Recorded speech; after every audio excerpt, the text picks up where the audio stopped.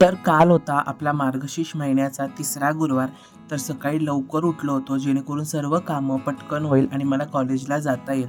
कारण माझा होता प्रिलियमचाच पहिला पेपर आणि तो म्हणजे इंग्लिशचा. तर सकाळी छान असं उंबरठ्यावर लेपण करून घेतलं आणि देवीची छान स्तोत्रमंत्र लावली. सकाळी लवकर उठलो होतो ना, म्हणजे 7:30 वाजता पूजेची सुरुवात केली होती. म्हणून इतकं प्रसन्न आणि छान पॉझिटिव्ह वाइब्समध्ये पूजा झाली. आपल्या घरात देवी येते ना, म्हणजे देवीची पूजा होते, तेव्हा खरंच खूप मन प्रसन्न आणि आपलं घरही प्रसन्न होतं. तर असं छान मस्त आज कोल्हापूर अंबाबाईचा लूक करायचा होता. जर तुम्हाला याची पूर्ण डिटेल माहिती हवी असेल तर व्हिडिओ दिलेला आहे, एकदा नक्की चेकआउट करा.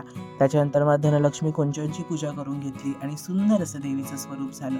त्याच्यानंतर मग कॉलेजमध्ये गेलो, पेपर दिला. पेपरची काही मी शूट करू नाही शकलो. त्याच्यानंतर कॉलेजमधून मग घरी यायला निघालो आणि काय सर्व गोष्टी मी तुमच्या सर्वांसोबत शेअर करणार आहे.